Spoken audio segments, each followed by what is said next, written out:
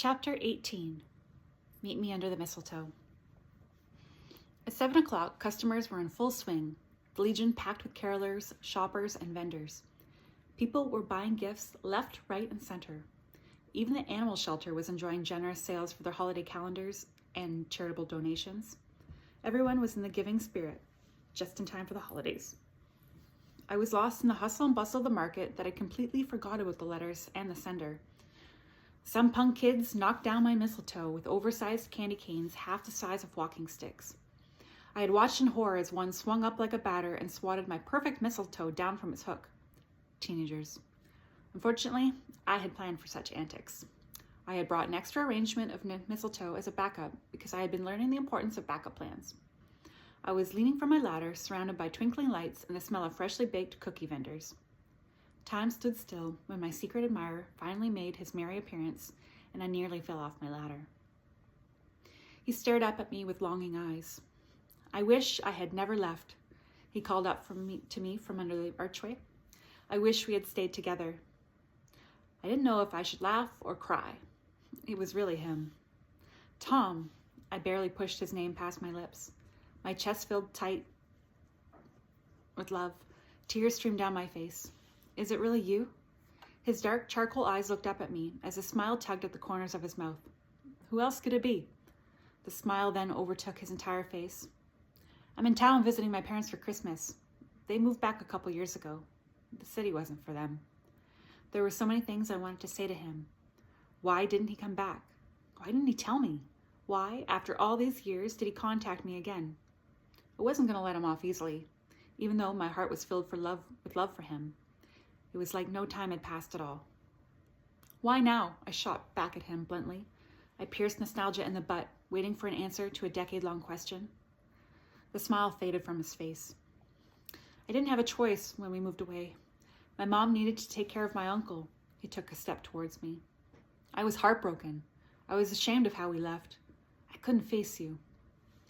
I couldn't take my eyes away from him. "You broke my heart." He shoved his hands inside his forest green bomber jacket and whispered, "I know." And finally, "I'm sorry." "I'm sorry too."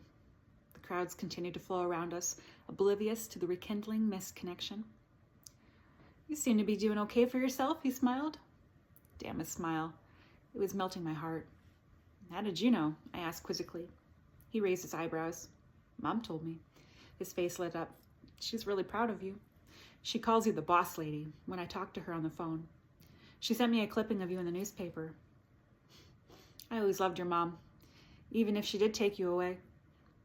"She did what she had to do." "So, why now?" I cut to the chase. "Why'd you send me the letters?" "I made a mistake." He moved closer to me, closing the lapsed time and distance. "I want you. My life is empty without the woman I love." "Loved," I corrected him. I adjusted my toque as I let my comment sear his heart. "I never once stopped loving you." He studied me for a moment. "Did you ever stop loving me?" I winced. Those words hurt. My emotional armor was slipping away. "Tell me you don't love me anymore, and I'll leave." I tried hard to search for the perfect words. I wanted to be upset at him for leaving, but I longed for him. "Dana, will you consider giving me another chance?" Before I let him get another word in, I planted a kiss on him, a kiss to make up for lost time. Our embrace was met with some hoots and hollers from a few members of the peanut gallery as they shouted, "Get a room!" What the hell, I thought. Give love a chance. I wrapped my arms around Tom and kissed him again and again. When we finally decided to untether ourselves from each other, we walked over to meet Wyatt at the photo booth. "We're going to need to solidify this holiday union with a documented kiss." Tom wrapped Wyatt into a manly embrace. "It's been a while, man." Wyatt winked at me as if to say, "I told you so." Maybe I should have asked him in the first place who he thought my secret admirer was. He's known me for almost my entire life. Tom and I posed under the handmade mistletoe. Wyatt counted down, and when the flash went off, Tom's lips were on mine once again for this holiday, Christmas, and for many more to come. "You know, those letters really freaked me out," I teased him. He pulled back to look at me in the eyes. "What? You used to love puzzles when we were kids." His mouth wide open in fake shock. Yeah, like for crosswords. I thought I had a stalker, I squawked at him as I smacked him on his shoulder. He thought with quiet contemplation before adding, "Whoops." He glanced at me with a familiar twinkle in his eyes. "But you were kind of into it," he laughed. It did keep me occupied. I smiled at him, not quite believing what was happening tonight. "I hoped it was you." Tom stopped and cupped my face in his hands and kissed me. With that kiss, I was transported to a time in my youth when I had longed to relive as much as I had longed to forget.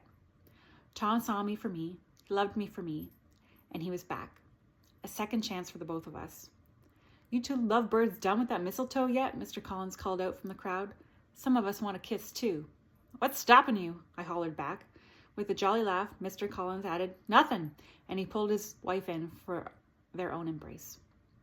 And with that, I kissed my second chance at love one last time under the mistletoe and continued to kiss him until right before the clock struck midnight, signaling the start of Christmas Day. It's true what they say.